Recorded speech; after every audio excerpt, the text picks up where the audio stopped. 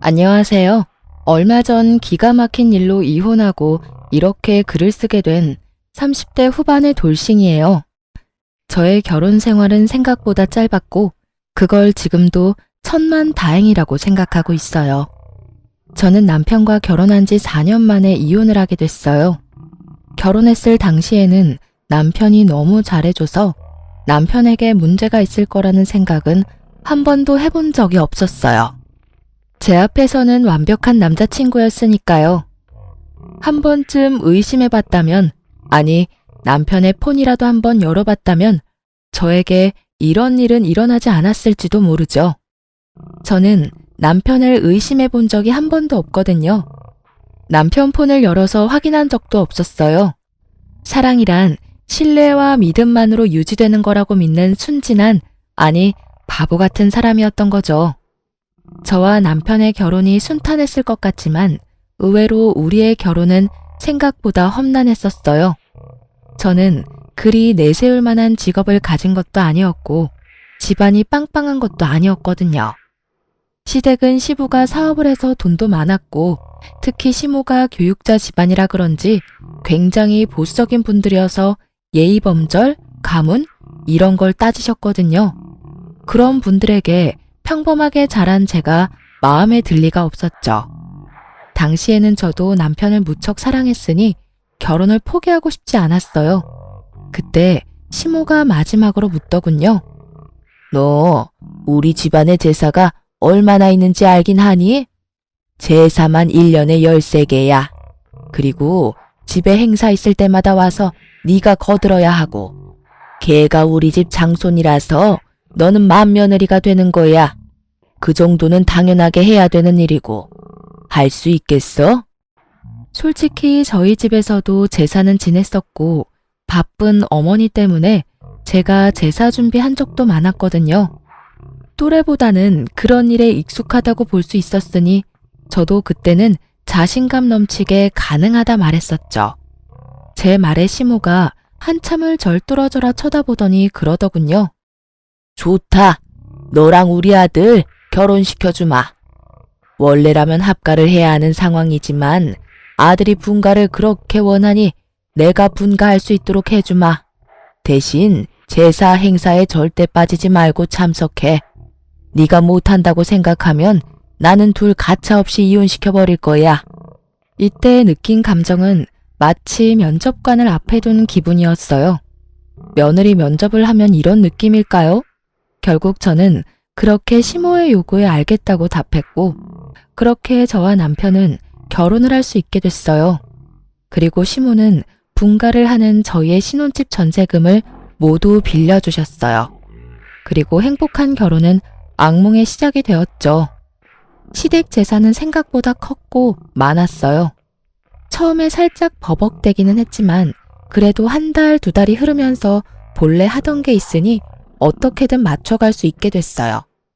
처음 1년은 시모의 짜증 섞인 말만 들었어요. 넌 도대체 친정에서 배워온 게 뭐니? 어떻게 제대로 할 줄 아는 게 하나도 없어? 너희 부모님도 참 대단하시네. 이런 것도 모르는 애를 결혼시킬 배짱이 어딨어?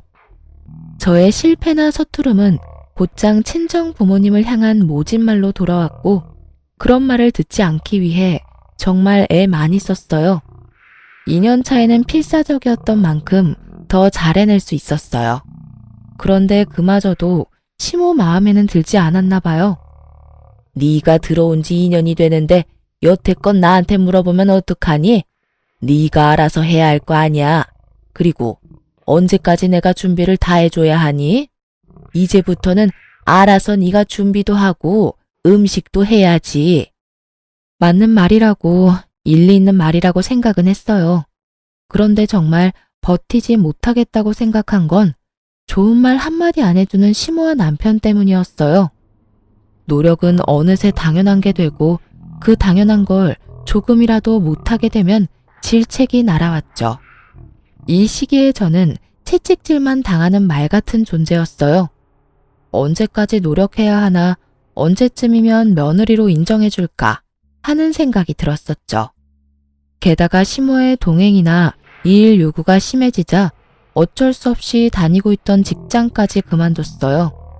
시모가 한 달 용돈을 줄 테니 일을 그만두고 시댁 일에 전념하라고 했었거든요.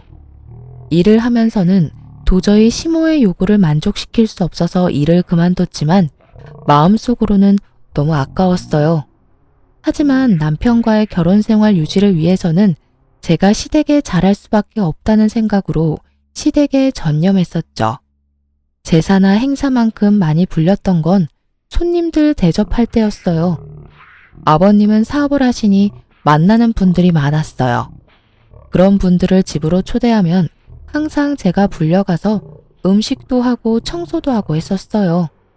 제가 일을 잘하면 잘할수록 일이 늘어나는 신기한 상황이 된 거죠. 3년 차쯤 됐을 때 시모는 손가락 하나 턱짓 한 번으로 사람을 부려먹을 정도가 되어 있었으니까요.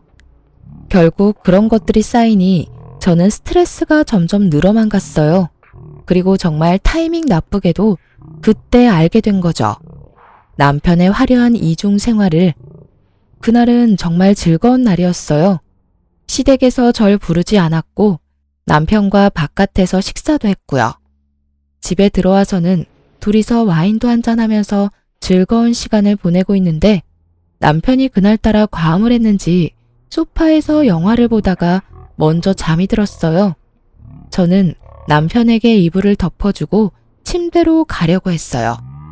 그런데 남편 손에서 스르륵 빠져나온 폰이 바닥에 소리를 내며 떨어지더군요. 그리고 그걸 주워든 저는 아무 생각 없이 남편의 폰을 열었어요. 남편은 한 번도 폰을 잠근 적이 없었거든요. 귀찮다고, 그리고 문제 있는 사람들이나 비밀로 하는 거라고요. 솔직히 여태껏 남편의 그런 말들 때문에 폰을 확인하지 않은 것도 있어요. 그날도 그냥 탁자 위에 놔둘 수도 있었던 폰이었죠. 그런데 이상하게 열어보고 싶은 기분이 들었던 건 어째서였을까요? 저는 남편의 폰을 열어 사진과 메시지, 카톡을 확인하고는 웃으며 폰을 내려놓으려 했어요. 정말 아무것도 없는 업무나 친구 연락만 있었으니까요.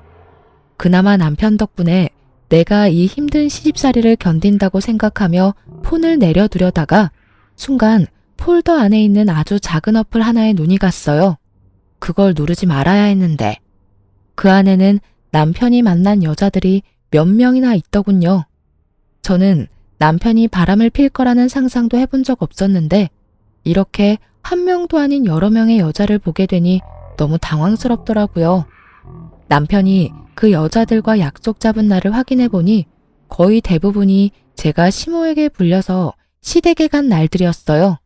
저는 남편과의 결혼을 유지하기 위해서 몸이 힘들어도 제사 준비, 음식 준비, 청소까지 식모처럼 일하고 있었는데 남편은 그런 저를 두고 자기 혼자 열심히 즐기고 있었더라고요.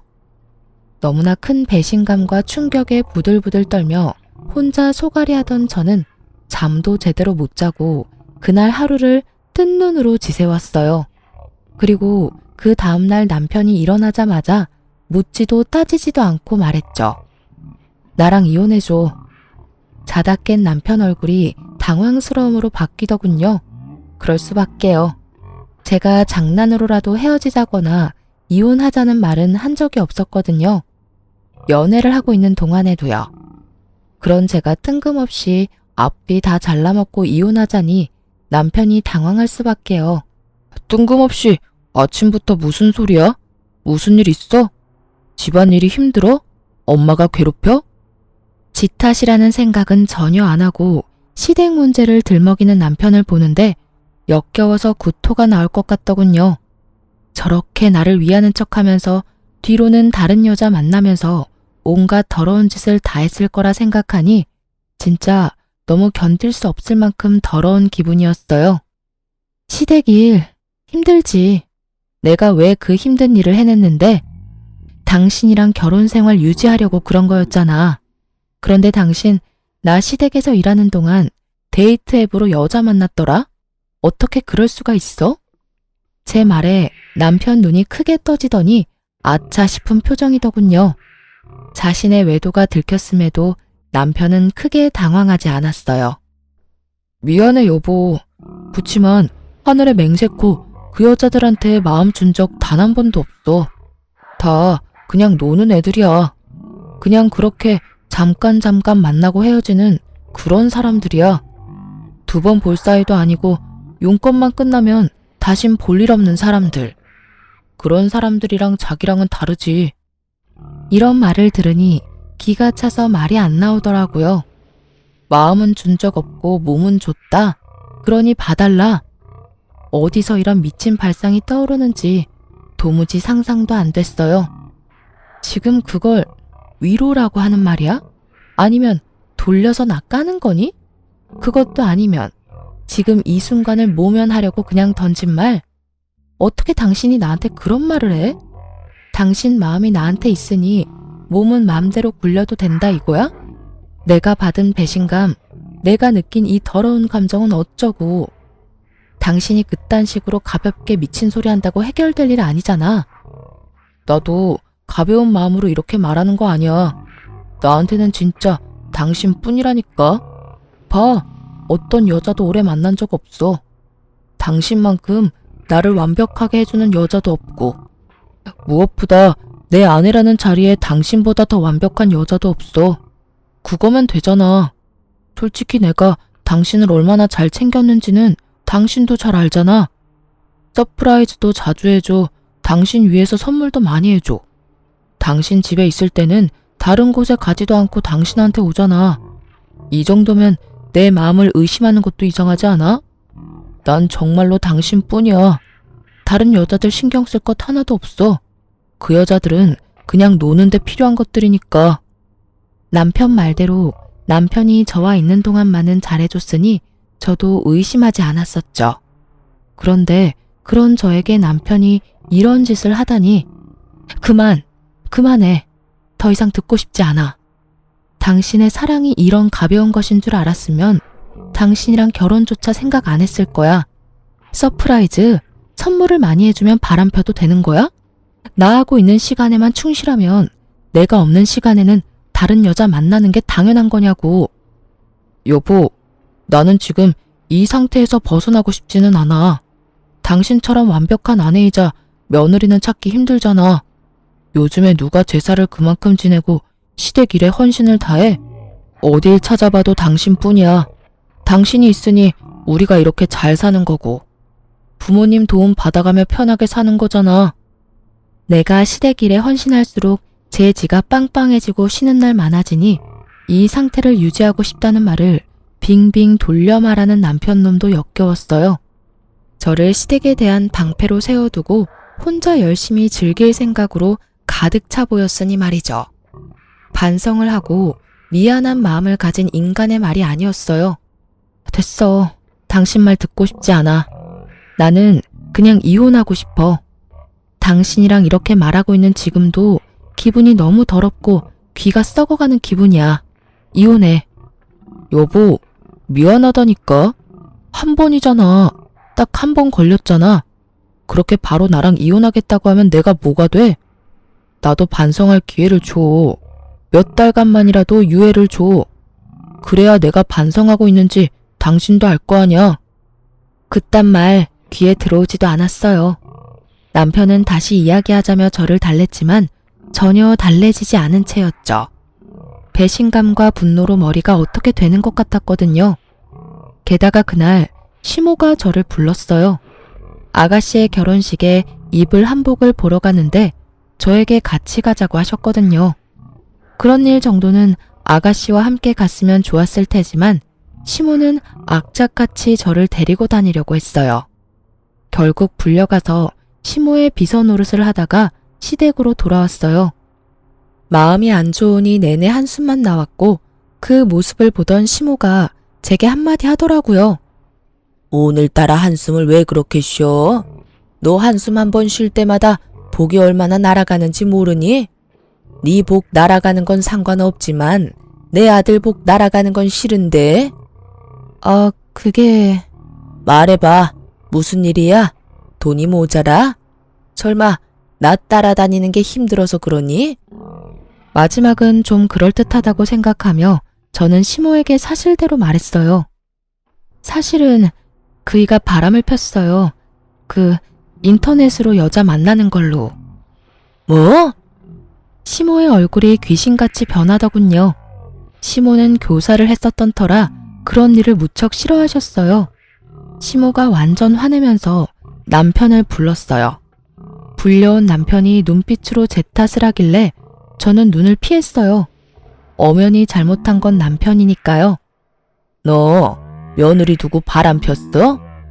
어머니, 그런 거 아니에요. 그냥 한 번만 만난 것 뿐인데 이 사람이 너무 과하게 생각하는 거예요. 거짓말하지 마. 거기는 여자 목록만도 여럿이야. 한 번만 만났겠지. 여러 명을 한 번씩 만났으니까 잘못이 없다고 말할 거야? 우리끼리 이야기하자고 했는데 왜 어머니한테 말한 거야? 남편의 푸념에 시모가 큰 소리 치더군요. 그만.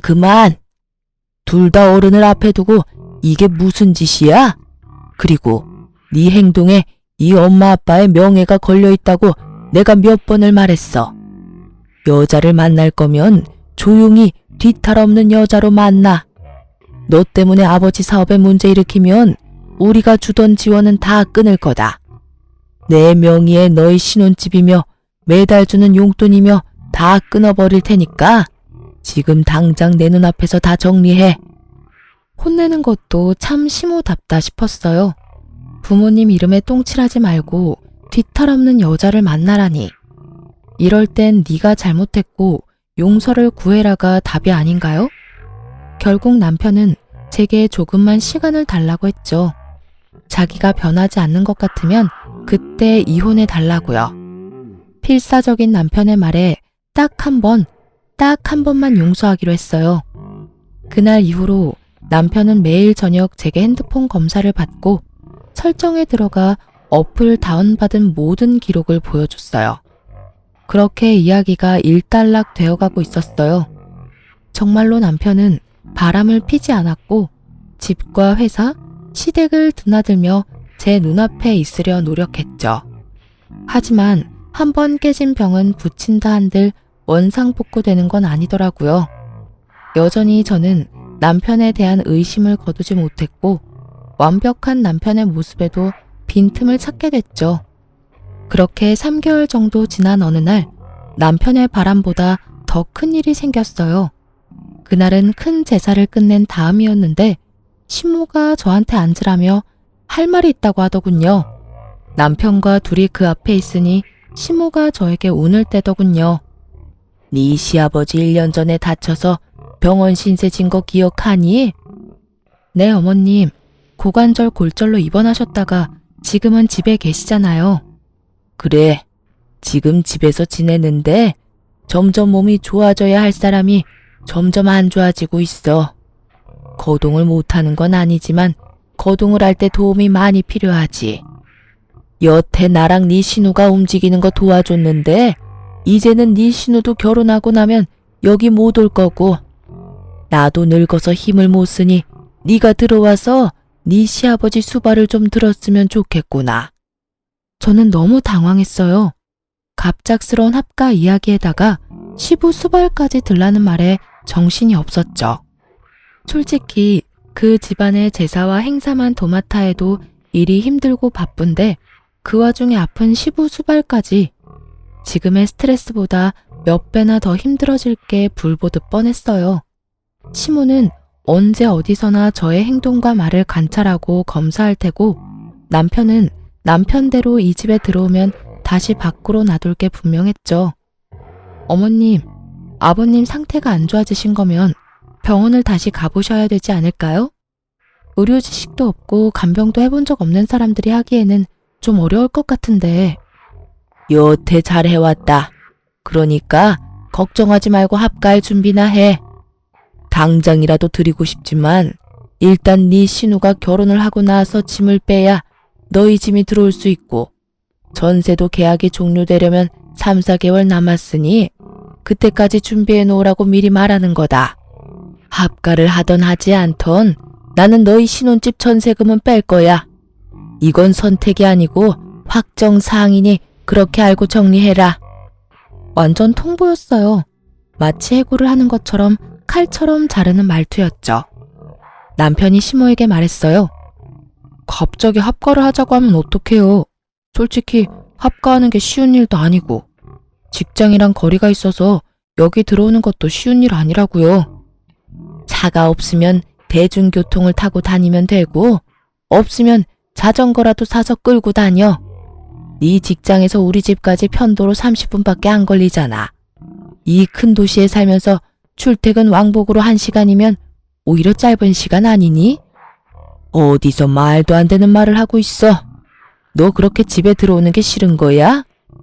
그런 게 아니라 거기에 이미 자리를 잡았는데 갑자기 들어오라니까 그런 거죠. 그럼 집에 들어가면 뭐 해줄 건데요? 남편은 벌써부터 합가하고 자기에게 떨어질 콩고물부터 생각하고 있더군요. 우리 신혼집 전세자금 좀 나눠줄 거예요? 너 하는 거 봐서 잘하면 주고 잘못하면 줬던 것도 뺏을 거다. 그리고 매달 지원하던 건 그대로 줄 거야. 너희는 더 좋은 거 아니니? 돈 내던 거 안 나가고 받는 돈은 그대로잖니. 그리고 우리 죽으면 이 집 너희한테 그대로 상속될 거고 도대체 왜 싫은 건지 모르겠구나. 시모의 말은 구구절절 맞았어요. 하지만 거기에는 중요한 게 빠져 있었죠. 그 집에 들어갔을 때 제게 주어질 일의 크기요. 지금보다 더 많은 일을 도맡을 것이 뻔했기에 저의 마음속으로는 거의 울고 있었어요. 아무리 봐도 이 상황을 타개할 방법이 없어 보였거든요. 그렇게 저는 시댁에서 나와 집으로 가며 생각에 잠겼어요. 이 일을 어찌해야 할까 남편과 상의해 볼까 싶었지만 남편은 이미 들어가기로 마음을 굳힌 듯 보였어요. 전세금이 탐나서 그랬겠죠. 저는 그날부터 어떻게 시모의 합가를 거절할까 하고 생각하기 시작했어요. 좋은 방법이 떠오르지 않던 그때 남편이 다시 다른 여자를 만나는 걸 목격했어요. 이번에는 공교롭게도 제가 직접 보게 된 거였죠. 남편과 밖에서 식사를 하고 남편은 약속이 있어서 그대로 시내에 있기로 했고 저는 집으로 돌아왔어요. 그런데 돌아오던 도중에 남편이 제 핸드백에 지갑을 넣어놓은 걸 깜빡해서 남편에게 갖다 주려고 다시 남편이 있던 곳으로 갔거든요. 그때 보게 됐어요. 상간녀를 말이죠. 두 사람이 팔짱 끼고 걸어가는데 한두 번 만난 느낌이 아니었어요. 저번처럼 일회성인가 싶었는데 전혀 아니었어요. 그 친밀감이 생각 이상이라서 제 쪽이 더 당황했어요. 설마 하며 사람을 시켜 그 여자에 대해 알아봤는데 남편은 제가 조사한 기간 동안 몇 번이나 그 여자를 만나더라고요. 결국 남편의 불륜을 알게 되니 정신이 번쩍 들더군요. 제가 시댁 일로 정신 못 차리고 휘둘리는 사이에 남편 놈은 또 저 몰래 사람을 만나는 거였어요. 그것도 이번에는 저번과는 다르게 여러 번을요. 시댁에 대한 스트레스, 남편에 대한 분노, 이런 것들이 뒤죽박죽 되기 시작하면서 저는 제대로 된 판단을 할 수 없을 정도였어요. 그 감정들이 저를 삼켜버린 것 같은 기분이 들었거든요. 상간녀의 전화번호를 알아내 그 여자에게 나오라고 만나서 이야기하자고 했어요. 그 여자도 순순히 저를 만나러 나왔어요. 당신 지금 만나고 있는 남자 제 남편이에요. 모르시고 있는 것 같아서 알려드려요. 이대로 만나면 두 사람 불륜이고 당신 상간녀 되는 거예요. 제가 왜 헤어져요? 뭔가 착각하고 있는 것 같은데 그 사람 나 좋아서 만나는 거예요. 저도 그 사람 좋아서 만나는 거고요. 그러면 좋아하지 않는 사람은 정리해야 하는 게 맞는 거 아닌가요? 그렇지 않아도 그 사람이 와이프 곧 정리하겠다고 했어요. 전 그 이야기만 믿고 있어요. 당신이 하는 말 들을 필요 없을 것 같은데요? 이보세요. 당신 이대로 내 남편 만나면 상간녀 되는 거예요. 그렇게 살고 싶어요? 어떻게 남의 남자 뺏어가고는 이렇게 뻔뻔할 만큼 당당해요? 불륜도 뭐 사랑이라고 말하고 싶은가 본데 아무리 치장해도 당신이랑 남편 사이는 더러운 불륜 그 이상도 그 이하도 아니야. 더럽다 그러는데 그쪽이야말로 더 역겹지. 서류상으로만 아니지 그 사람이 당신 사랑하는 걸로 착각하나 본데 그거 사랑 아니야. 나한테 다 이야기해줬거든? 시댁 지원 받으려면 완벽한 며느리가 필요하대서 들인 아내라고. 그래서 금이야 오기야 열심히 치장해주는 거라고 하던데? 아무것도 모르는 게 누군데 지금 여기서 큰 소리야? 저는 그 이야기에 정말 주저앉고 싶을 정도로 충격받았어요. 어렴풋이, 아니 사실은 느끼고 있었어요.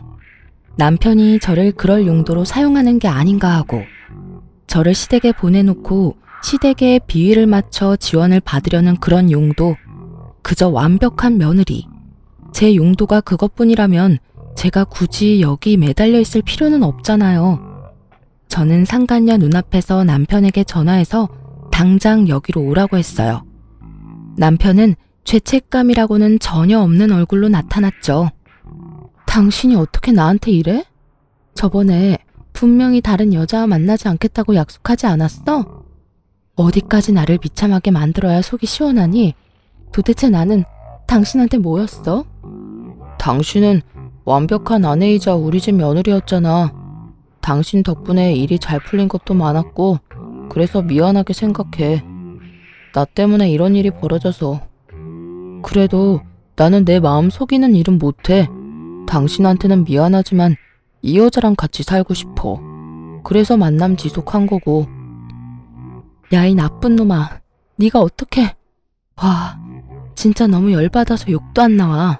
네가 사람 새끼는 맞아? 짐승 같은 새끼. 내가 여태껏 어떤 마음으로 시댁과 당신한테 했는데 내 뒤통수를 이렇게 때릴 수가 있어? 당신이 나 없이 잘 해낼 수 있을 거라고 생각해? 당신 없으면 뭐가 어떻게 되는데? 이 여자 웃기네. 당신이 와이프라고 뭐라도 된 것처럼 행동하는데 나라고 당신이 하는 일을 왜 못하겠어? 여기서 미친 짓 그만하고 그냥 깨끗하게 헤어져. 그게 훨씬 덜 비참할걸? 상간녀의 그 말에 저는 한바탕 퍼부어주려다가 언뜻 그런 생각이 들었어요. 이렇게 비참하게 내가 살아야 하는 건가? 이 남자에게 매달려 본처 자리를 꿰고 있어도 나한테 돌아오는 건 아무것도 없지 않을까 하고요. 시모가 나를 마음에 두는 건 그저 내가 하는 일을 잘하는 식모라서 그렇고 실제로는 나를 딸처럼 생각하는 건 아닐 거잖아요.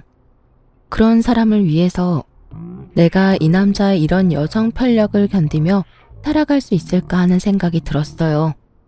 그러자 정신이 번쩍 들었어요. 이대로 이 남자를 내게 돌려놔도 내게 남아있는 건 합가에서 시집살이 당하며 남편의 바람을 손 놓고 바라보는 것뿐이잖아요. 저는 입을 닫았어요. 남편에게 아무런 질책의 말도 하지 않고 남편에게 말했죠. 알았어. 이혼해 줄게. 당신 같은 남자는 내 쪽에서 사양이야. 대신 시댁에는 비밀로 하고 이혼해. 이혼하는 순간까지 비밀 잘 지켜. 그리고 최대한 우리 이혼 빨리 해결되도록 협조해. 대신 상간녀 위자료 소송은 할 거야. 그렇게 알고 있어. 이건 다 당신 잘못으로 이혼하는 거니까 그 정도는 해줄 수 있지? 제 말에 상간녀와 남편은 환하게 웃으며 서로를 얼싸안으며 좋아하더군요. 소송을 한다는데도 좋아하는 걸 보니 위자료는 남편이 다 내줄 것 같더군요. 그나저나 상간녀의 그 꼴을 보아하니 상간녀는 모르는 것 같더라고요.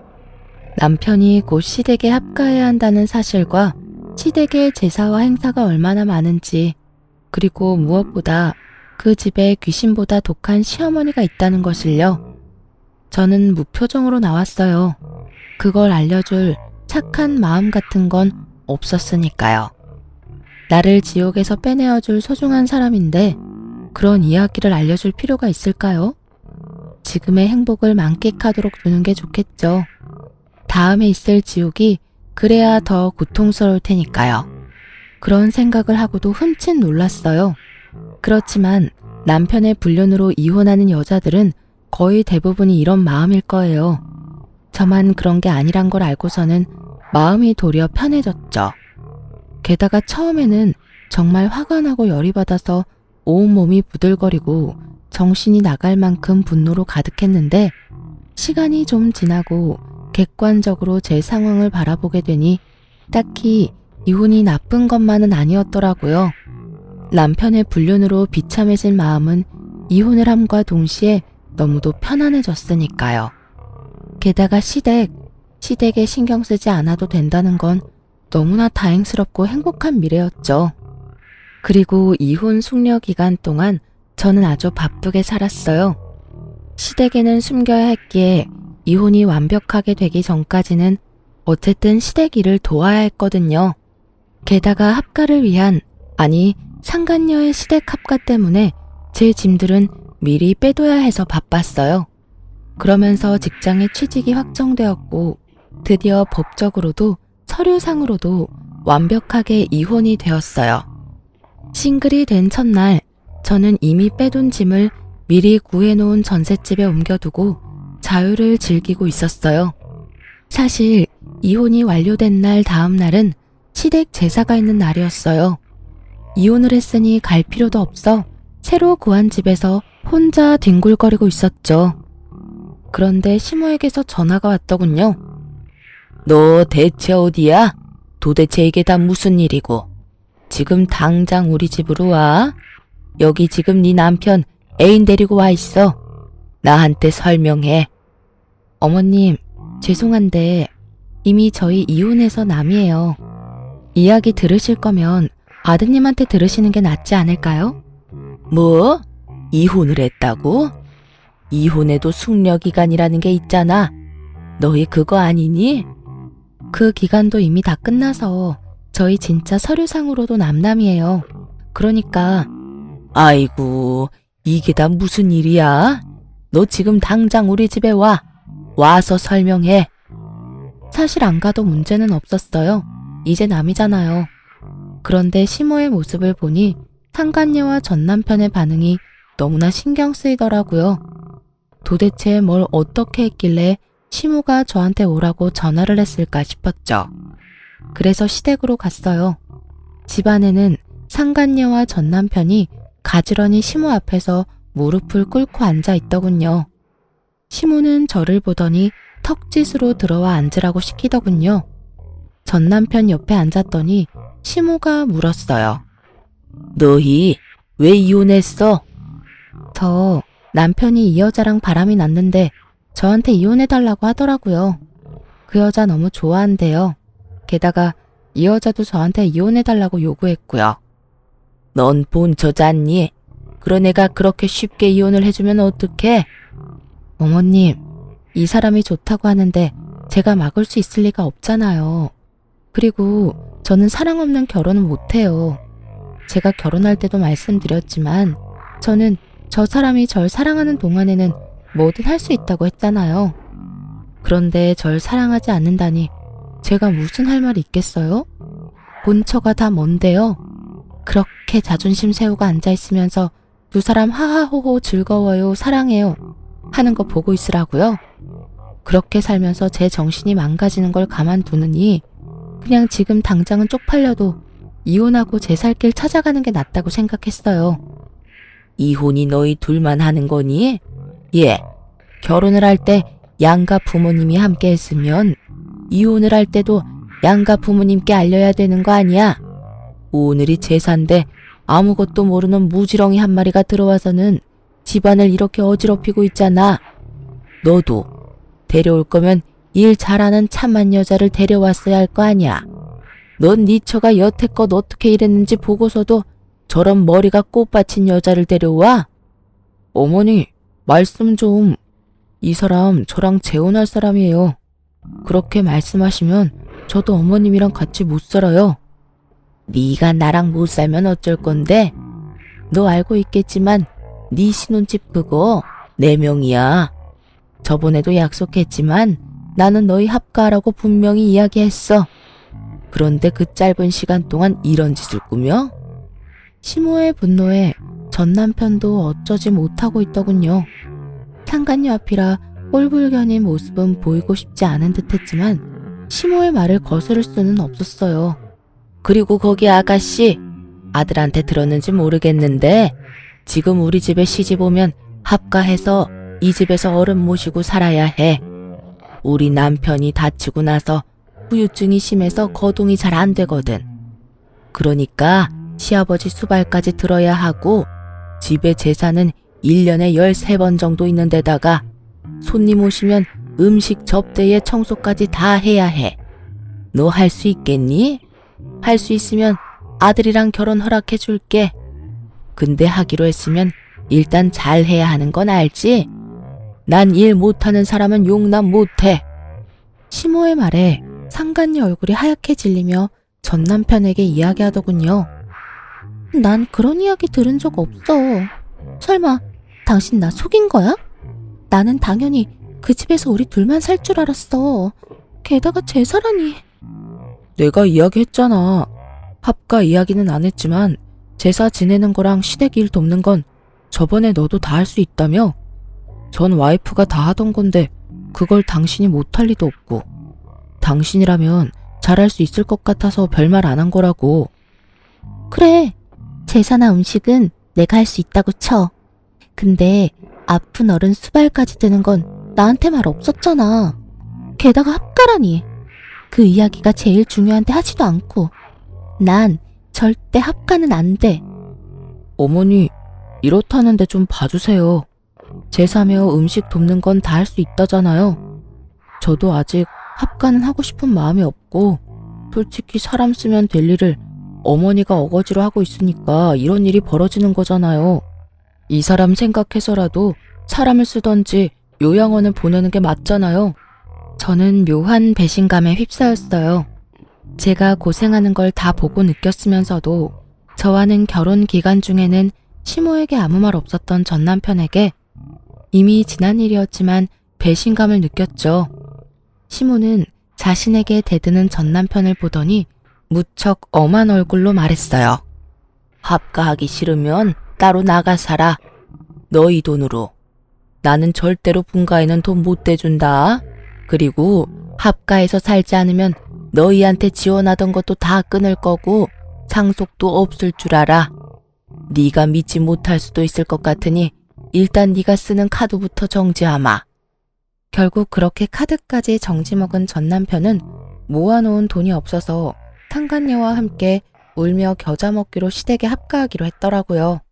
좀 전에 느낀 배신감이 순식간에 사라질 만큼 상간녀와 남편의 실망한 얼굴이 너무 좋았어요. 그럼요. 제 가슴에 못을 박고 자기들끼리만 좋은 건 불공평하잖아요. 저는 그 집에서 나왔고 전 남편과 상간녀에게 위자료를 꼬박꼬박 받고 있었어요. 그리고 4개월쯤 지났나? 일하고 있는데 전 남편에게서 연락이 왔더군요. 전화를 안 받았더니 문자 카톡까지 남기고 다 무시했더니 결국은 친정어머니에게 연락하는 바람에 전 남편과 만났어요. 무슨 일로 나 보자고 했어? 난 당신하고 할 말 없어. 일도 바쁘고. 직장 구했어? 당연하지. 여태껏 당신네 집일 도와준답시고 일 안 한 거야. 그때는 돈도 받고 있었으니까 할 필요도 없었고. 그런데 무슨 일로 보자고 한 건데? 당신 혹시 나한테 돌아올 생각 없어? 여태껏 혼자잖아. 갑자기 이런 무슨 정신 나간 소리인가 싶어서 전 남편의 얼굴을 빤히 쳐다봤어요. 어디 아파? 왜 그런 무서운 소리를 해? 그 재혼한 여자는? 그 여자랑은 이혼했어. 이혼? 결혼한 지 얼마나 됐다고. 나 때문에 헤어진 건 아니야. 우리 본가랑 잘 안 맞아서 어머니 일 시키는 게 힘들었나 보더라고. 그래서 가만히 생각해보니 네가 참 힘들었겠다 싶기도 하고, 그런 마음 드니까 미안함과 동시에 내가 좀 더 잘해줬어야 했다는 후회도 들고 그렇더라고. 제대로 된 말을 하는 놈이 아닌데 수상했죠. 그래서 더 집요하게 물어봤어요. 헤어졌으면 다른 여자 찾으면 되잖아. 굳이 헤어진 전 부인을 찾는 거야? 당신이 우리 집 일 도맡아 했잖아. 그렇게 할 줄 아는 사람 없기도 하고, 우리 엄마 성미 맞춰줄 사람도 없고, 그리고 아직도 나는 너를 마음에 두고 있어. 그때 그 여자 때문에 모진 말 하긴 했지만 정말로 당신을 놓을 생각은 없었거든. 거짓말을 줄줄 읊으며 말하는 짐승 새끼를 보니 기가 막혔죠. 헤어져 달라고 난리칠 땐 언제고 이제 와서? 그리고 엄마도 당신이 돌아왔으면 하고 있고 제사도 줄이고 병수발도 안 들어도 된대. 당신이 돌아오기만 하면 다 원하는 대로 들어준대. 분가도 시켜주고.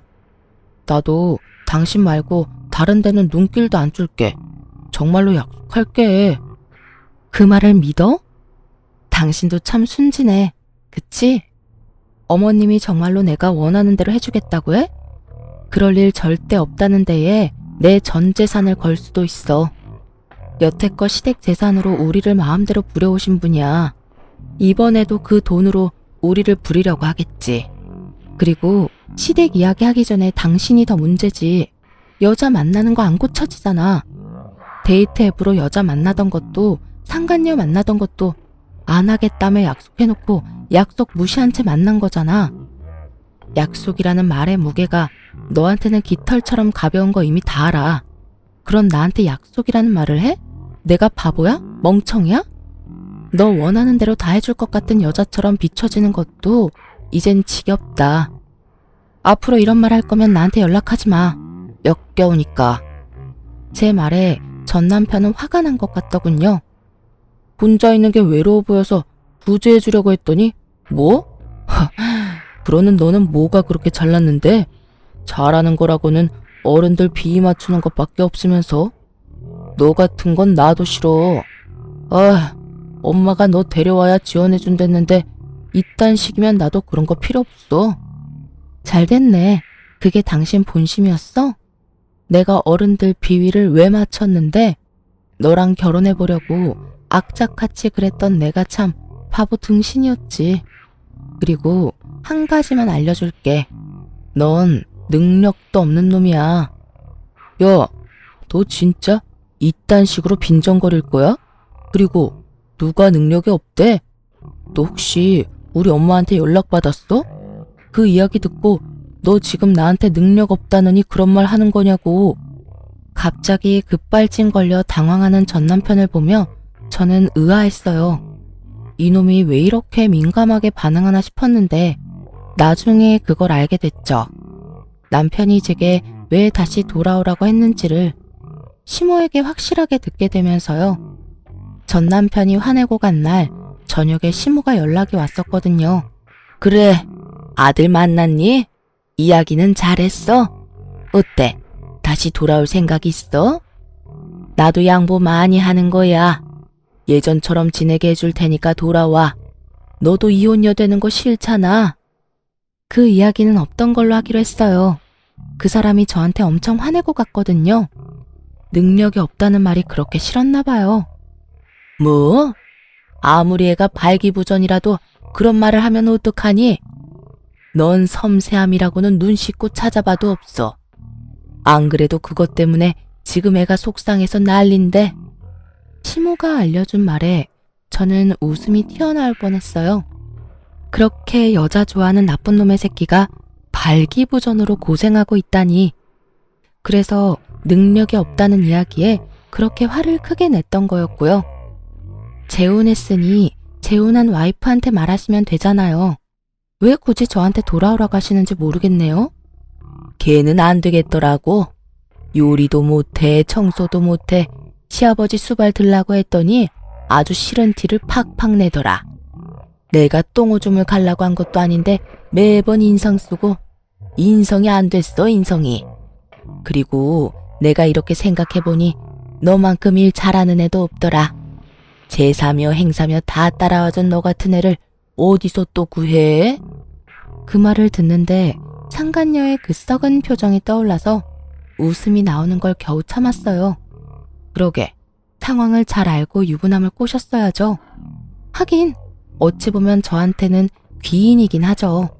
그 일을 당할 뻔한 저를 자진해서 구해줬으니까요. 그렇죠. 제가 그렇게 열심히 한 건 남편이랑 결혼을 유지하기 위해서였는데 남편이 제가 싫다면 어쩔 수 없잖아요. 그러니까 어머님이 포기하세요. 그 사람은 이미 저한테서 마음 떴거든요. 아니야, 얘. 그런 말 마라. 우리 애 아직도 너 좋아해. 그런데 말을 못하는 것뿐이야. 자기 처지가 지금 그 모양이라. 그러니까요. 전 남편이 그 모양이면 더더욱 재결합은 어려울 것 같고요. 저도 애는 가지고 싶거든요. 저한테 말하는 것보다는 다른 며느리를 맞이하시는 게 더 나을 것 같네요. 하긴 남편 꼴이 그 모양이라 재혼이 가능하겠냐마는 시댁 재력이면 원하는 며느리 구하는 게 힘든 일은 아닐 테니까요. 그렇게 말하고 저는 시모의 전화를 끊어버렸어요. 그리고 나중에 전 남편이 상간녀와 헤어지게 된 진짜 이유를 알게 됐어요. 저에게 했던 거랑 똑같이 했더라고요. 시댁 일 하도록 만들어 놓고 본인은 나가서 또 데이트 앱으로 여자 만나고 돌아다녔더라고요. 그걸 그 상간녀가 알게 되고 여자가 빡 돌아서 전 남편에게 이혼을 요구했다고 하고요. 이래서 제 버릇 걔 못 준다는 말이 생겼나 봐요. 저한테 했던 거 그대로 상간녀에게 했으면서 이제 와서 또 저한테 돌아오겠다니. 돌아가기라도 하면 또 똑같은 짓거리 할 것 뻔히 하는데 제가 그 아수라장으로 제 발로 들어갈 리가 있겠냐고요.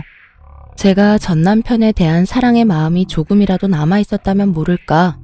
고운 정도 미운 정도 다 떨어져 버린 지금 저한테 뭘 바란 건지.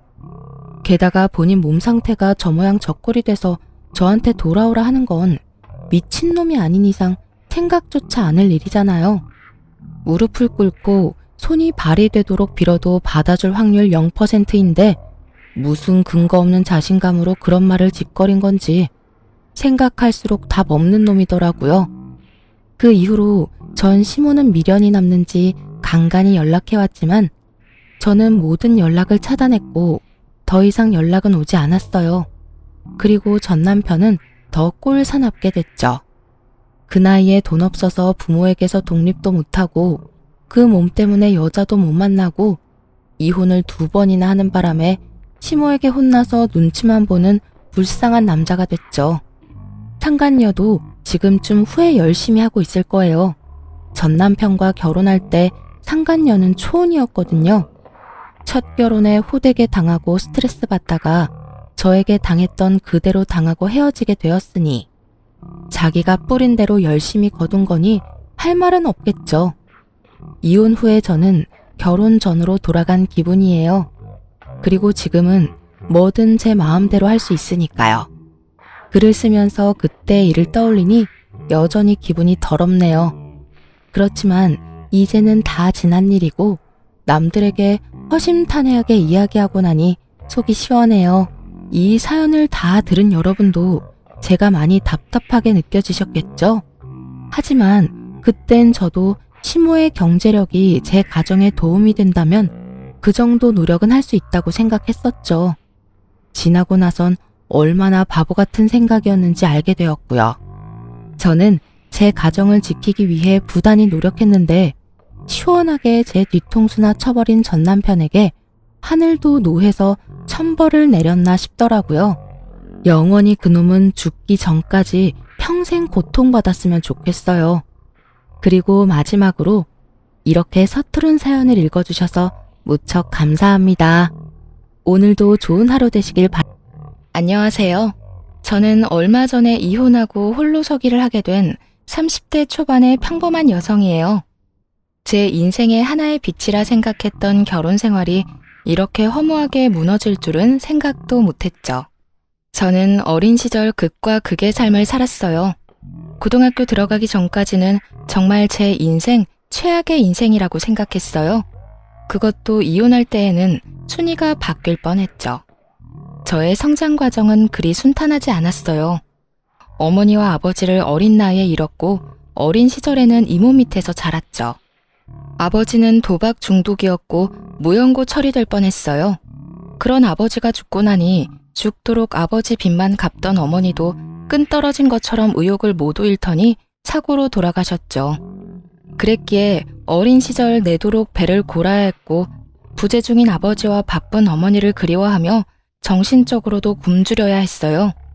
그래서 저는 평범한 사람과 결혼하고 싶었어요. 그리고 가정을 이루는 것이 꿈이 된 사람이었어요. 저에게도 평범한 삶이 가능하다는 것을 믿고 싶었거든요. 그래서 남편과 결혼을 결심했어요.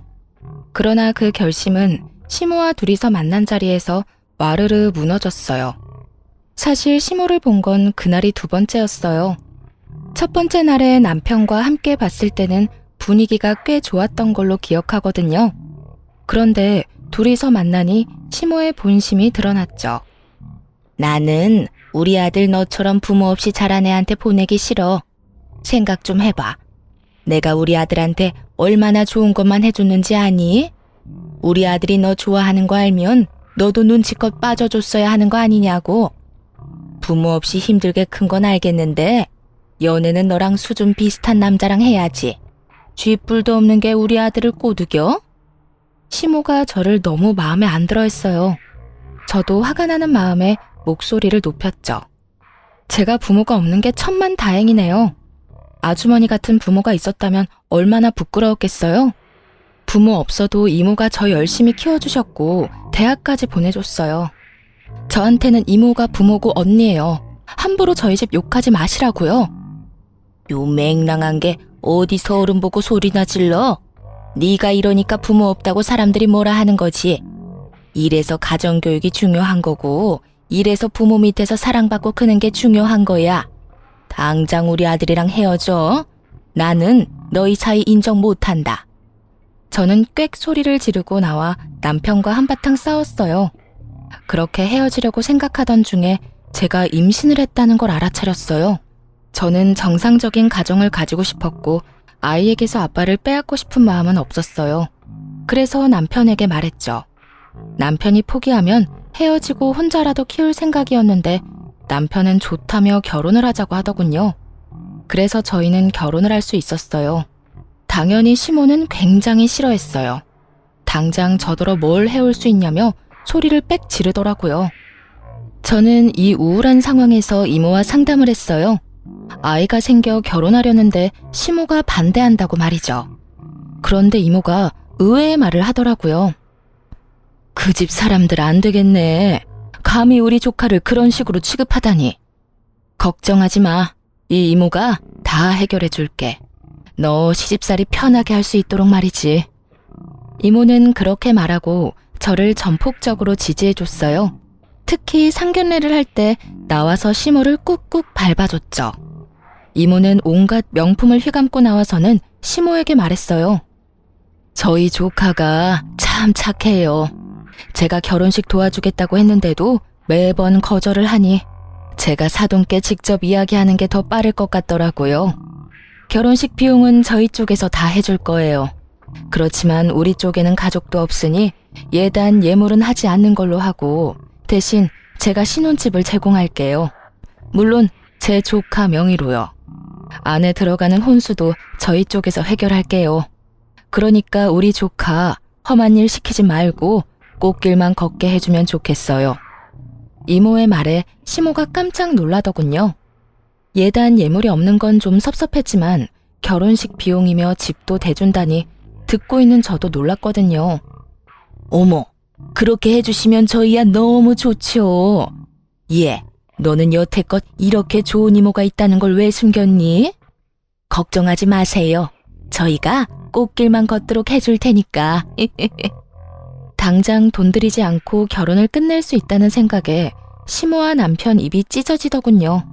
하긴 좋은 게 좋은 거라고 남의 돈으로 할 수 있으면 기분이 좋을 수밖에 없지만 저는 솔직히 좀 가슴이 답답했어요.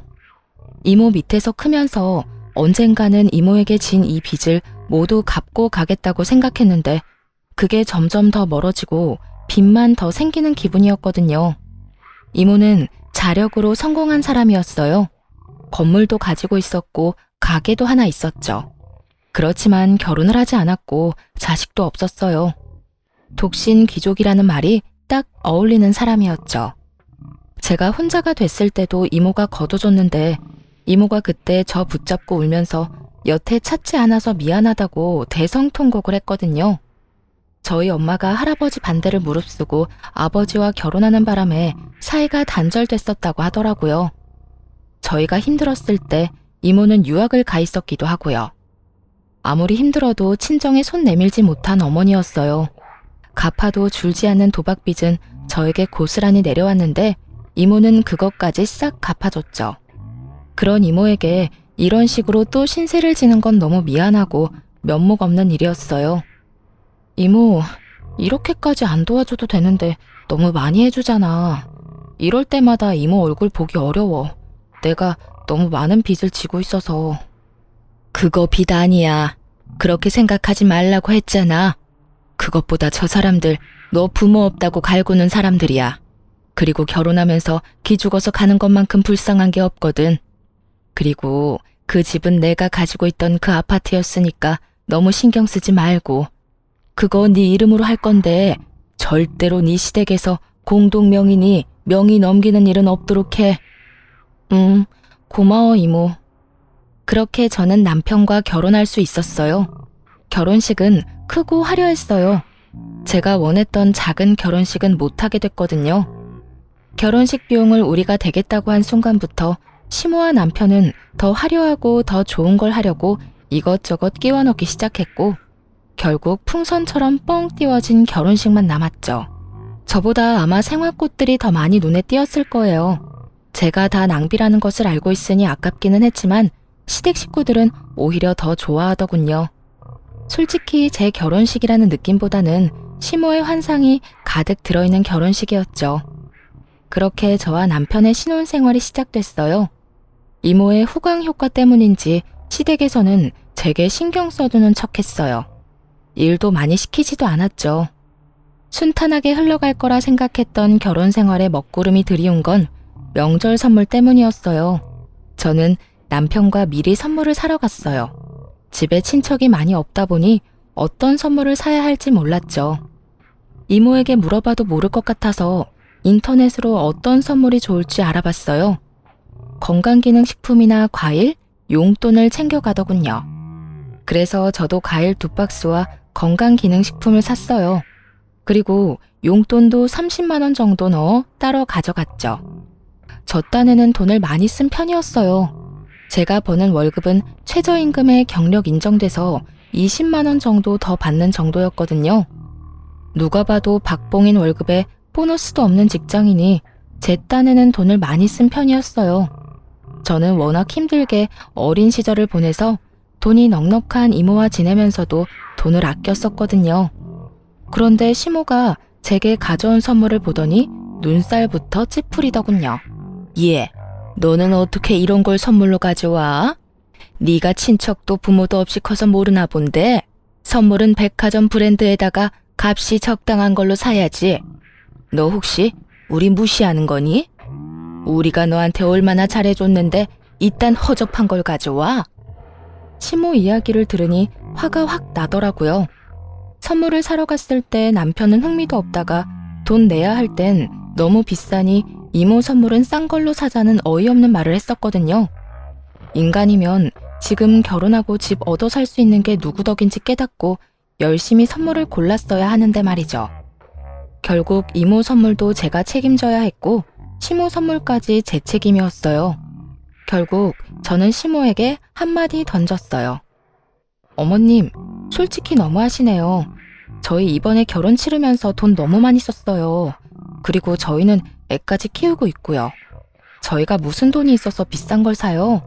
저 선물조차도 남편이 돈 내기 싫어해서 제가 거의 다 냈는데요. 50만 원을 가져가시고도 비싼 물건이 아니라고 하면 제 선에서는 더 이상 드릴 수 있는 게 없을 것 같네요.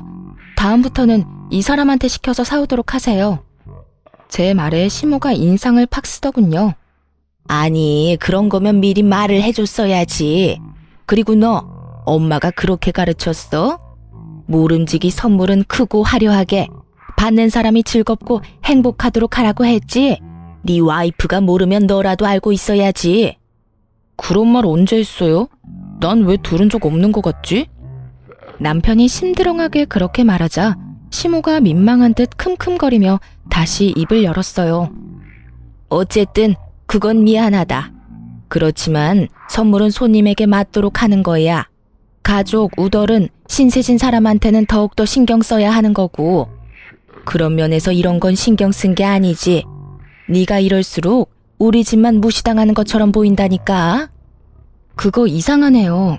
저희가 신세진 건 저희 이모인데 저희 이모 선물은 스카프 달랑 한 장 해가거든요. 남편이 저희 이모 선물 살 때 되니까 돈 없다고 싼 거 사라고 해서요. 제 말에 시모가 얼굴이 사색이 되더군요. 결혼식 때 아무것도 안 해주던 시댁에 백화점 명품 선물을 해주면 집 사주고 결혼식 비용 다 대준 저희 이모한테는 대체 뭘 선물해줘야 하죠? 제 말에 시모와 남편이 아무 말도 못하고 저만 쳐다보더군요. 하긴 아무것도 안 해주고 입만 털던 시댁에서 뭘 받고자 하는 것도 지금 부끄러울 일인데 집 사주고 혼수에 결혼식 비용까지 다 대준 우리 이모에게 얼마나 큰 걸 해줘야 할지 짐작도 안 가겠죠. 선물 마음에 안 드시면 그냥 반품할게요. 이모한테 10만 원도 안 되는 스카프 주면서 시댁에 50만 원 넘는 금액 쓰는 건 저도 좀 아니라고 생각했어요. 그냥 이거 다 이모 줘버리면 될 것 같네요. 저도 신세진 거 좀 갚는다 치고요. 별 문제 없는 거 맞죠? 이모가 들으면 어떻게 생각할지 궁금하네요. 집 도로 가져가신다고 하면 어쩌지? 사색이 된 두 사람이 아무 말도 없기에 내려놓았던 짐들을 고스란히 들어 밖으로 나왔어요. 그리고 차 트렁크에 실었죠. 그렇게 그날 시모와 남편은 제 눈치만 살살 살폈어요. 이모에게 말하면 어쩌나 하는 그 눈빛이 참으로 얄미웠죠. 그걸 말할 생각은 없었어요. 그런데 제발 저린 시모가 며칠 뒤 저한테 찾아왔더라고요. 손에 종이백을 한가득 들고 말이죠. 며느라가 이리 와봐. 여기 이거 다 네 선물이야. 그러면서 펼쳐놓은 것은 정말 눈 돌아갈 만큼 화려하고 비싼 명품 가방과 옷이었어요. 이게 다 뭐예요? 뭐긴 네 선물이지. 활짝 웃는 시모와 그 옆에 앉은 시모 친구라는 여성.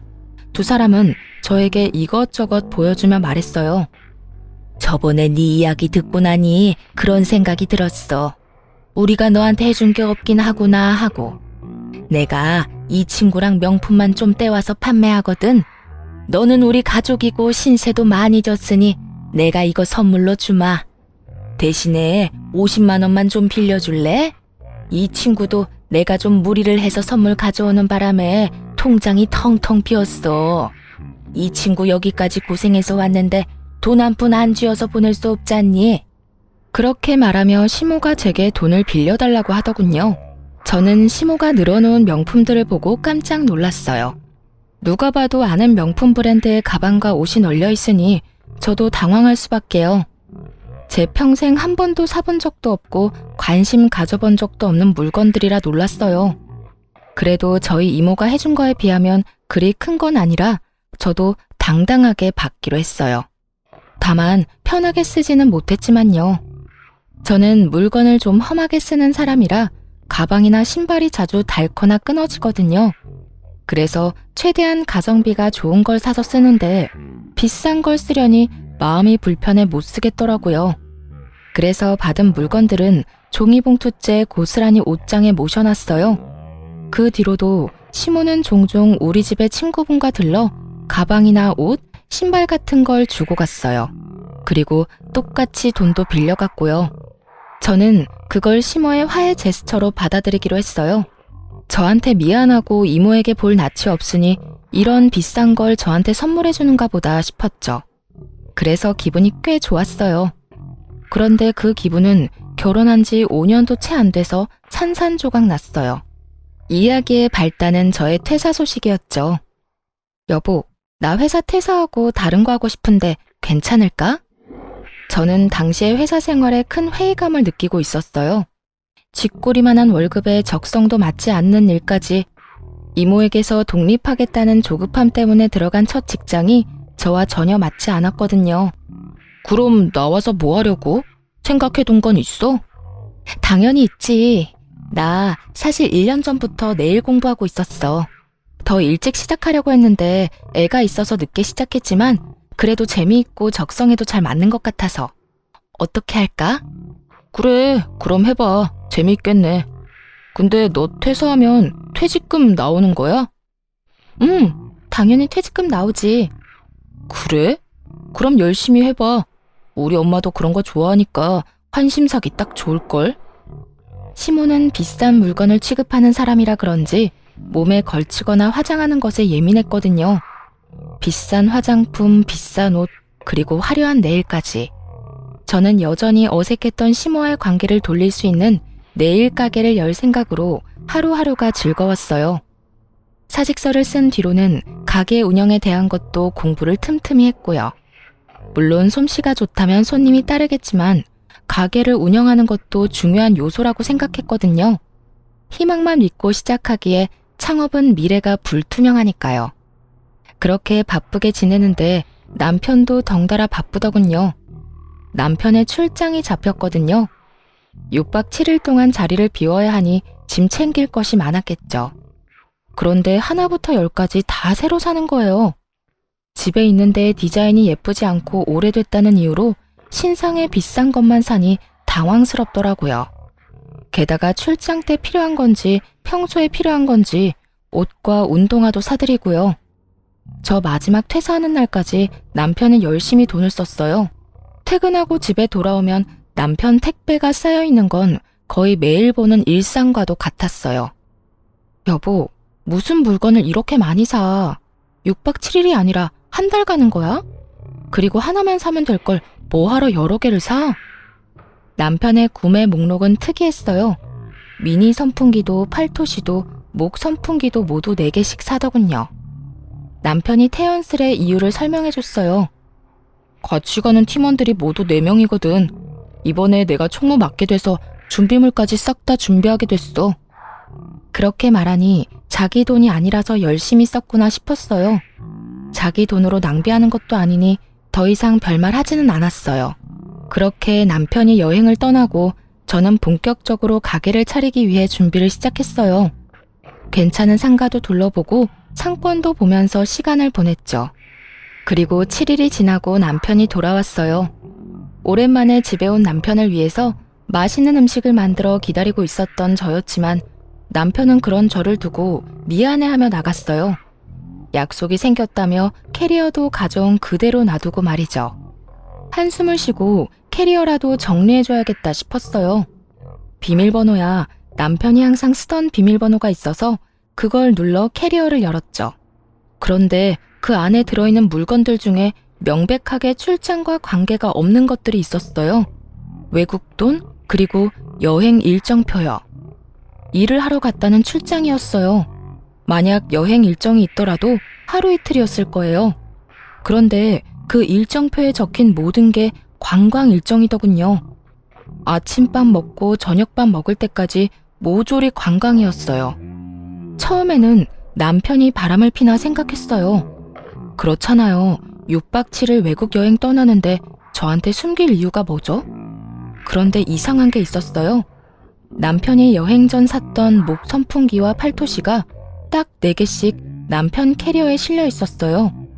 그렇다면 4명이서 간 건데 또 다른 불륜 커플이 있었나 싶었죠. 화가 머리끝까지 나서 남편이 들어오길 기다렸어요. 늦는다는 문자가 왔지만 아랑곳하지 않고 기다렸어요. 그리고 더 이상 졸리지도 않았고요. 밤 10시, 11시 시간이 지날수록 어째서인지 더 말똥말똥해지더군요. 나 왔어. 뭐야? 왜 안 자고 여태 깨있어? 할 말이 있어서 기다렸지. 당신 이번 출장 진짜 출장이었어? 내가 당신 캐리어에서 이런 거 발견했는데 이건 출장이랑 관련 없지 않아? 국내로 잠깐 갔다 온다며. 근데 이거 뭔데? 너 혹시 바람 피니? 저는 남편이 볼 수 있도록 여행 일정표와 외국 돈을 툭 던졌어요.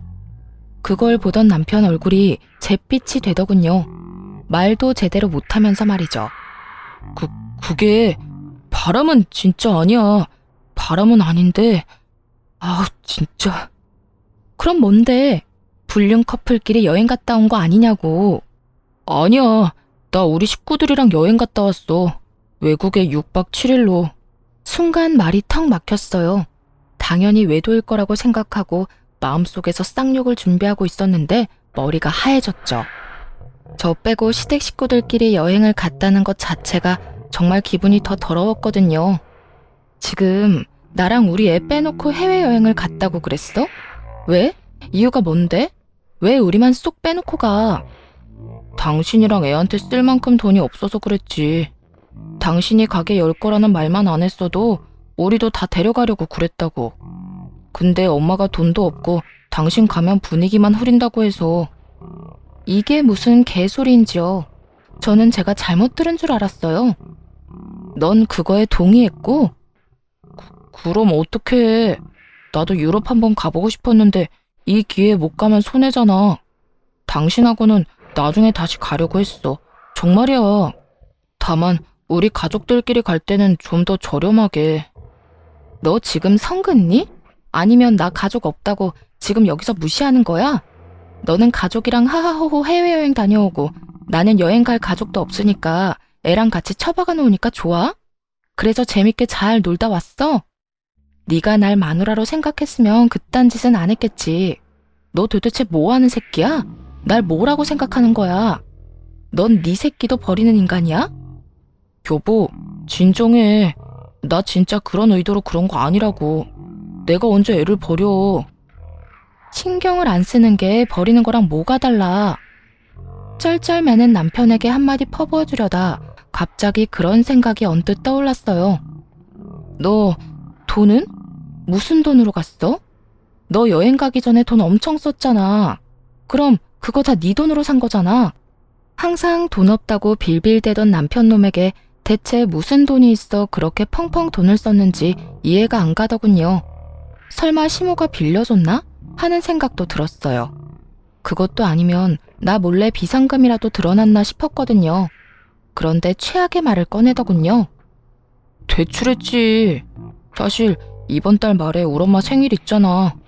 그거 겸해서 엄마가 가고 싶다고 해서 엄마랑 아빠 동생 것까지 내가 냈어. 해맑게 미친 소리 하는 남편놈을 보며 저는 점점 머릿속이 새까매지는 걸 느꼈어요. 야, 너 그럼 대출은 뭘로 갚을 건데? 네 퇴직금 있잖아. 네가 받은 퇴직금으로 대출 갚으면 되지. 엄마도 그렇게 알고 있는데 당신 퇴직금 받는다고 하니까 그걸로 여행 갔다 오면 되겠다고 해서. 당신도 좋잖아. 엄마 생일에 신경 쓸 것도 없고 내가 다 해결해놨으니까. 해결이라뇨? 이건 해결이 아니라 진흙탕으로 만들어버린 거였어요. 전 퇴직금을 거기 쓸 생각이 요만큼도 없었거든요. 아니, 생각조차 없었죠. 그건 제 가게에 들어갈 자본이었어요. 제가 남편에게 말했어요. 미쳤어? 내가 그걸 갚아주게? 나 그거 절대 안 갚아줄 거야. 네가 알아서 해. 그럼 이 집 담보로 대출 받으면 되지. 이게 네 거야? 미친놈아. 생각하고 말하라고. 선을 넘는 남편 발언에 저는 잠시 생각했어요. 이러다간 끝도 없이 제 재산을 노리겠다 싶어서 제가 받아놓고 쓰지 않는 명품들이 생각났죠. 열받아서 남편놈을 집에 재우고 싶지 않아서 시댁으로 쫓아냈어요. 그리고 다음날 오전에 전당포가 문 여는 시간에 맞춰 제가 시모에게 받은 명품들을 모조리 들고 갔어요. 그리고 그걸 맡기고 대출을 받으려고 했어요. 솔직히 팔아버릴 생각으로 맡기려고 했거든요. 그런데 전당포에서 저를 한심한 눈으로 보더니 이상한 말을 하더라고요. 아가씨, 이거 다 가짜예요, 짝퉁. 이런 거 가져와서 맡기면 안 되지. 아무리 그래도 상도덕이 있는데. 네? 그게 다 가짜예요? 네, A급도 있긴 한데 대다수가 B급이고 겉만 번드르르한 가짜네요. 레플리카는 전당포에서 안 받아요. 저는 머릿속에 불이 타오르는 감각을 느낄 정도로 화가 났어요. 그걸 주면서 시모가 생색이란 생색은 다 낸 건 물론이고 이걸 주는 걸 빌미로 돈을 요구한 적도 많았거든요. 그런 주제에 짝퉁을 저한테 들이밀었다니. 그래놓고 자기들끼리 대출받아서 여행 가더니 그 대출까지 저더러 갚으라는 게 미친놈들 생각이지 제정신 박힌 인간들 생각이겠어요? 그제야 정신이 돌아오더라고요. 내가 왜 여기서 남편 빚 갚아주려고 짝퉁 가방 팔러 왔나 하는 자괴감이요. 내가 이런 삶을 살려고 결혼을 하려던 건 아니었는데 그래서 저는 그 짝퉁을 고이 모셔서 집으로 데리고 왔어요. 조만간 쓸 곳이 생길지도 모르니까요. 그리고 남편을 집으로 불러 말했어요. 나 당신이랑 더 이상 같이 못 살겠어. 우리 이혼하자. 뭐? 아니야. 나는 안 해. 절대로 안 해. 당신이랑 이혼하면 내 대출은 누가 갚아주는데. 그리고 우리가 당신한테 못해준 게 뭐야? 여태껏 이렇게 잘해줬는데 헤어지자고? 위자료 생각하고 하는 이야기야? 멍청한 인간처럼 보이던 남편놈이 이혼하자는 말에 나를 세우며 위자료를 운운하더군요. 그럼 내가 너랑 왜 살아? 가족여행 갈 때 빼놓고 가고 나한테 상의도 없이 대출 받아서 시댁 사람들한테 다 쓰고 나더러 대출 갚아달라고 요구하는 남자랑 네가 빌렸으면 네가 갚아. 나한테 빨대 꽂지 말고. 뭐? 빨대? 너 말 다 했어? 가족끼리 갔다 올 수도 있지. 그럼 너도 다녀와. 내가 보내준다니까. 그럼 돈 내놓던지. 네가 돈 주면 갔다 올게. 내 돈으로 여행 갈 생각 없거든? 뭔 헛소리야. 왜 내 돈으로 네가 여행을 가는데? 그럼 넌 네가 여행 갔다 온 경비 왜 나더러 내라는 건데? 그거랑 똑같은 말이거든? 돈 절대 못 주니까 이혼해. 와, 너 진짜 대단하다. 어떻게 한 번을 안 봐줘? 내가 매번 이랬어? 우리 집이 매번 이랬냐고. 한 번 놀다 온 거 가지고 되게 뭐라 하네. 속으로 꺼내고 싶은 말이 많았지만 참았어요. 네 엄마 짝퉁 줬다더라 하고 소리치고 싶었거든요. 그런데 끝까지 참았어요. 그건 비상시에 요긴하게 쓰일 물건들이었으니까요. 제가 한치의 물러섬도 없이 이혼을 요구하고 그 다음날 이혼 서류를 가져와 건네자 남편이 슬슬 당황하기 시작했어요. 제가 한 말이 그냥 홧김에 한 말인 줄 알았나 보더라고요. 여보, 내가 좀 잘못한 것 같기는 해. 그치만 이건 좀 너무하지. 아무리 그래도 이혼이라니. 우리가 얼마나 어렵게 결혼했는데 안 그래? 그러니까 그렇게 어렵게 결혼한 내 인생이 지옥으로 가고 있다는 걸 깨달았으니 당신 같으면 기분이 어떻겠어? 지옥이라는 말에 남편놈 얼굴도 일그러지더라고요. 지옥? 여행 간 게 그렇게 아쉽고 원통했으면 나랑 가면 되잖아. 한 번도 갔다 오면 되지. 여행? 그것 때문에 화난 거 아닌데? 네 말대로 여행 나 혼자 호화롭게 다녀오면 그만이지. 근데 넌 건드려서는 안 될 걸 건드렸어. 내 퇴직금 이야기는 꺼내지 말았어야지. 그거 내 사업 미천이거든? 네가 가져가려고 한 건 단순한 돈이 아니라 내 미래야. 그런 너하고 무슨 결혼 생활을 어떻게 이어가? 틈만 나면 내 인생 말아먹으려는 게 눈에 보이는데. 남편이 제 말에 아무 말도 못하고 입술을 잘근잘근 깨물더니 밖으로 나가버렸어요. 저는 남편이 나간 것을 보고 바로 흥신소에 연락했어요. 저희 시모 뒤 좀 캐달라고 말이죠. 그리고 며칠 뒤 저희의 이혼 소식을 남편에게 전해들은 시모가 저희 집으로 찾아왔어요. 이혼이라니? 갑자기 이게 다 무슨 일이야? 너 왜 갑자기 말을 바꾸니? 이 결혼 네가 원해서 하자고 한 거야. 그런데 이렇게 쉽게 뒤집는다고? 결혼이 장난인 줄 알아? 장난이 아니니까 이혼하자는 거예요. 넷이서 룰루랄라 외국 여행 갔다 오셨죠? 그런데 당신 아들이 나한테 뭐라고 한지 알아요? 내 퇴직금으로 당신들 여행 경비 대출 받은 거 나더러 갚아달라고 했어요. 내가 왜요? 내가 그 여행에 1분도 함께 하지 않았는데 내가 왜 그딴 호구짓 하고 있어야 하냐고요. 호구짓? 너 우리가 그렇게 잘해줬는데 이딴 식으로 말하면 안 되지. 이혼하고 싶으면 해. 그런데 우리는 절대로 너 용서 못하거든. 이 이혼 너한테 100% 원인 있는 거니까 갈 거면 이 집 내놓고 가든지 아니면 그에 준하는 위자료 내놓고 가든지 둘 중에 하나는 내놓고 가. 이모한테 말해서 달라고 하면 줄 거잖아. 안 그래? 역시 원하는 건 이 집 그리고 돈이었더라고요. 이 집의 명의는 결혼 기간 중에 저로 바뀌었거든요. 제가 이모에게 끝끝내 돈을 갚겠다고 해서 이모가 결국 차용증을 써줬어요. 이 집이 그렇게 탐나요? 이 집 제 거 맞아요. 그런데 이거 가져가면 우리 이모한테 달마다 돈 내야 되는데 괜찮겠어요? 같이 빚 갚는 것도 나쁘지 않죠. 일단 제 명의니까요. 그제야 차용증을 보고 살짝 놀란 시모가 저를 흘겨보며 그러더군요. 왜 가족끼리 차용증을 써? 이거 거짓말 아니야? 그리고 네가 힘들면 이모가 도와줄 거잖아. 설마 그렇게 잘해줬는데 너 이혼할 때 돈 안 내줄까봐? 차용증은 진짜였지만 이모와 제 관계가 워낙 돈독했으니 그것만 믿고 있는 게 분명해 보였어요. 그래서 저는 한 가지 더 던졌죠. 어머님, 이모와 제가 친하다 해도 조카와 이모 관계예요. 평생 모은 재산을 생판 남한테 준다고요? 요새 저희 이모 저랑 만나주지도 않아요. 새로 사귄 남자친구한테 빠져서요. 그런데 뭐요? 저를 도와줘요? 염치가 있고 정신이 똑바로 박혔으면 결혼식 때 도와준 걸로 끝이라고요, 끝. 누가 그 이상 도와줘요? 상식적으로 생각해요, 상식적으로. 그리고 때마침 이모가 전화가 왔어요. 물론 사전에 이미 이야기가 됐었고 제가 먼저 통화 버튼을 눌렀다가 끊으면 이모가 전화해 주기로 했죠. 보세요. 저희 이모 전화 왔네요. 무슨 말할 건지 들어볼래요? 전 일부러 스피커폰으로 켰어요. 이모 나야. 무슨 일로 전화했어? 너 돈 안 줄 거야? 그 집 너한테 준 거 아니고 판 거야.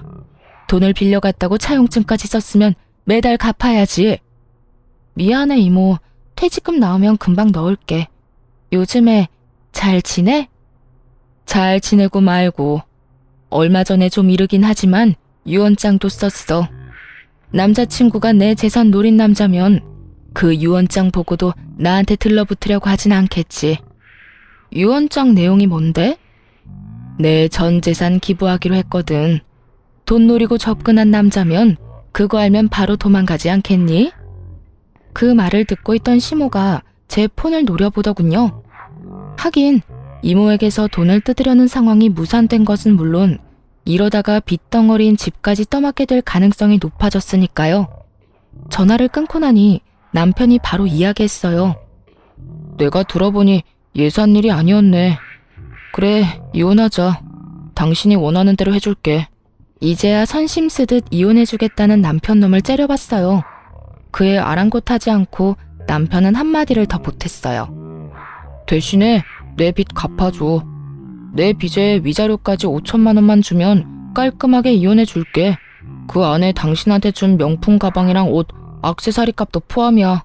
알았지? 드디어 제가 원하던 말을 내뱉더라고요. 생색을 그렇게 냈으니 그 명품 이야기를 안 할 수가 없겠죠.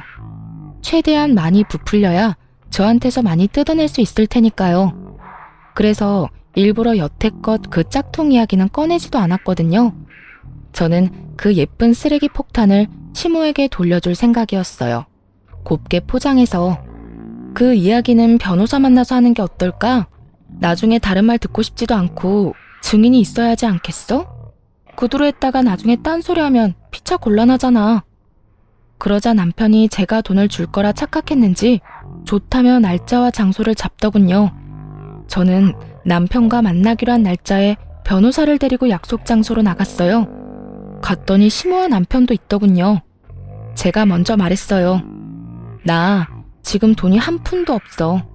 퇴직금은 얼마 전에 가게 창업하느라 다 썼거든. 당신이 받고 싶다고 한 돈이 얼마였지? 5천만 원. 내가 얼마 전에 빌린 대출이 2천만 원이고 3천만 원은 위자료.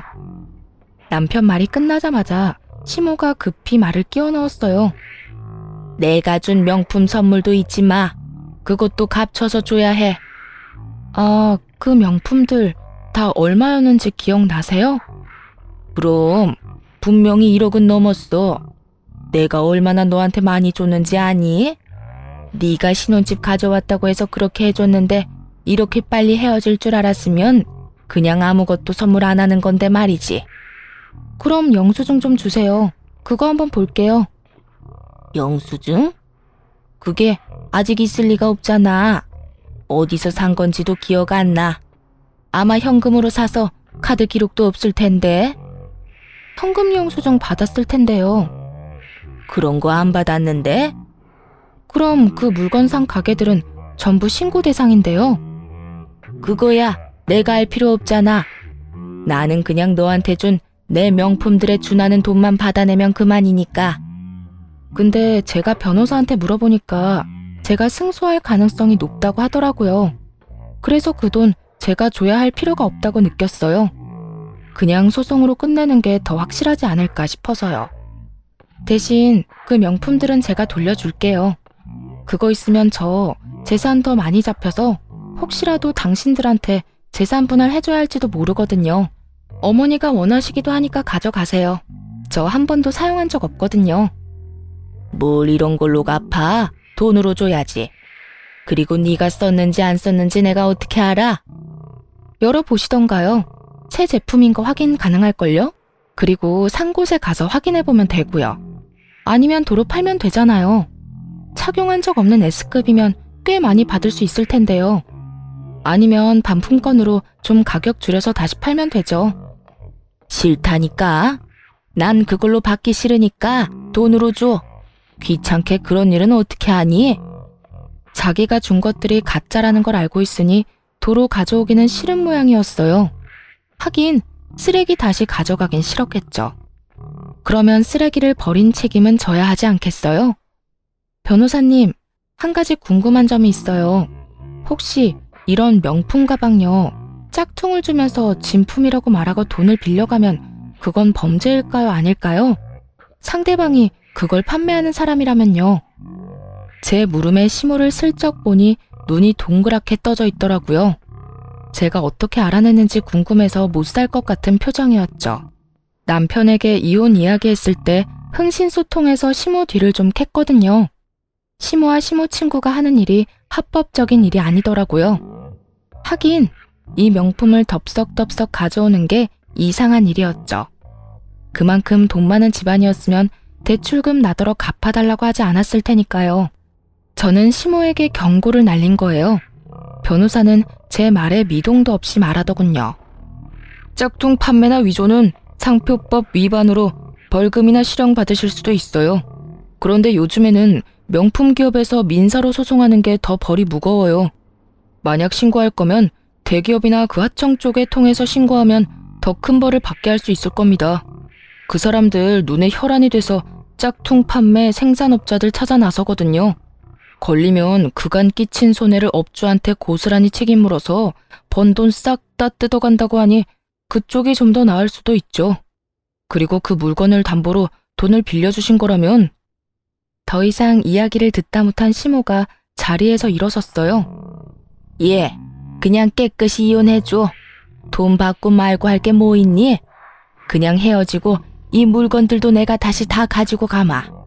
그리고 네가 나한테 빌려준 돈은 내가 다시 돌려주마. 그러니 이제 여기서 그만하자.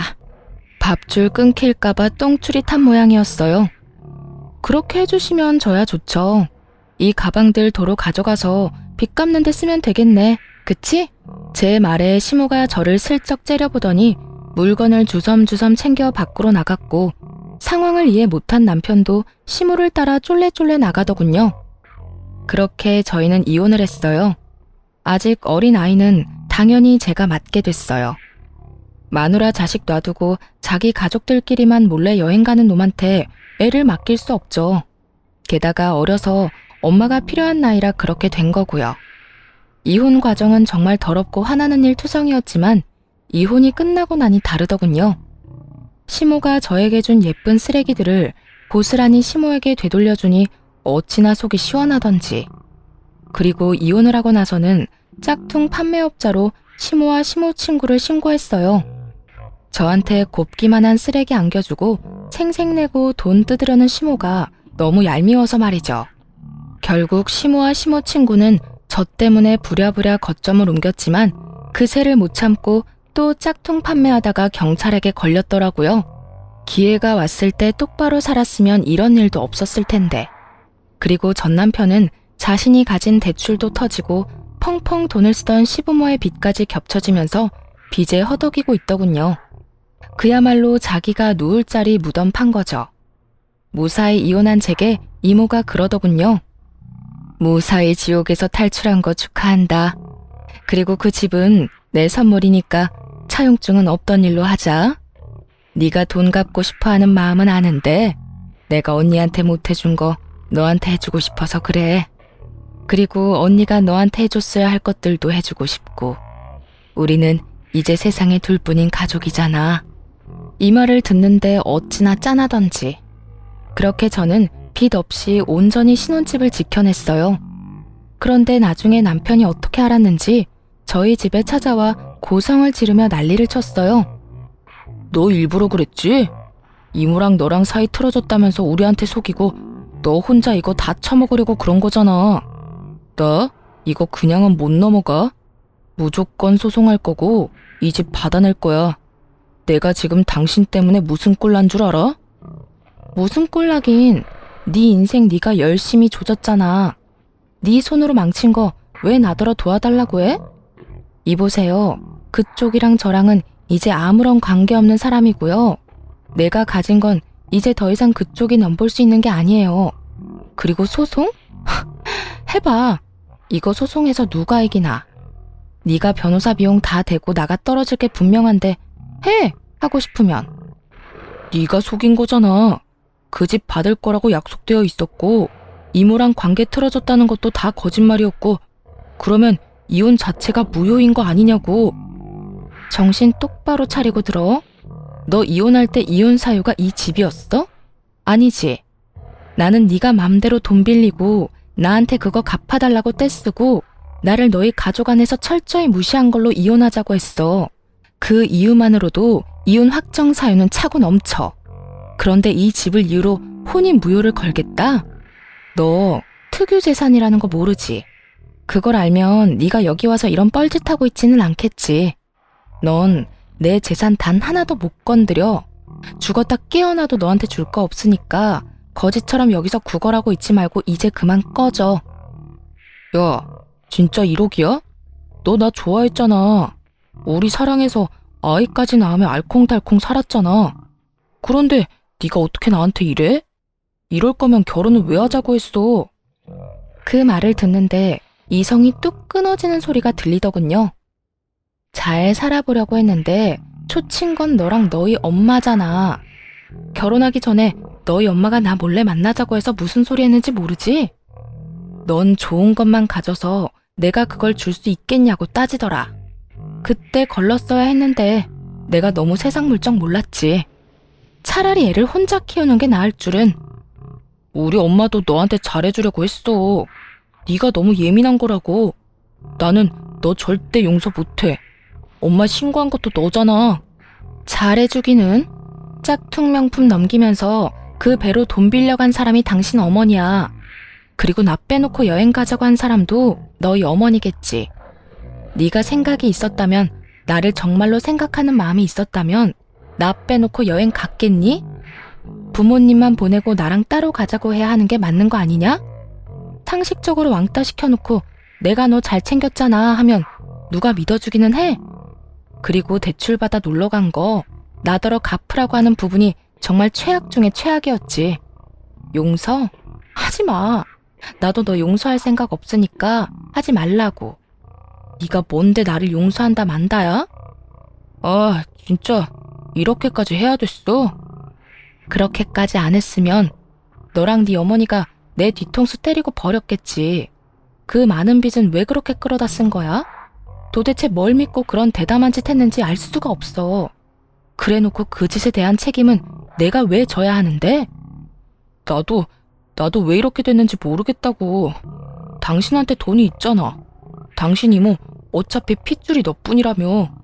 그러면 그 사람 죽을 때 그거 다 당신 재산 되는데 그것 때문에 엄마가 많이 빌려 쓴 것 같더라고.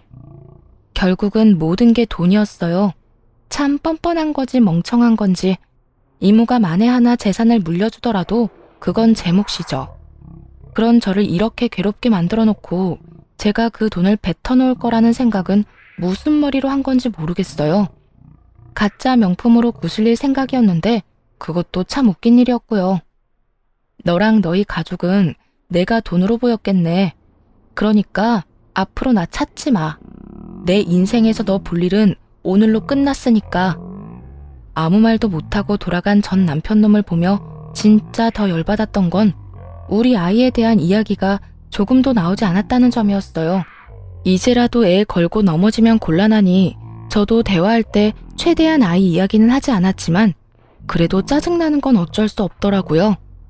지 엄마는 그렇게 챙기면서 저랑 아이는 생각도 안 하다니. 참 이기적이고 못된 전 남편이다 싶어요.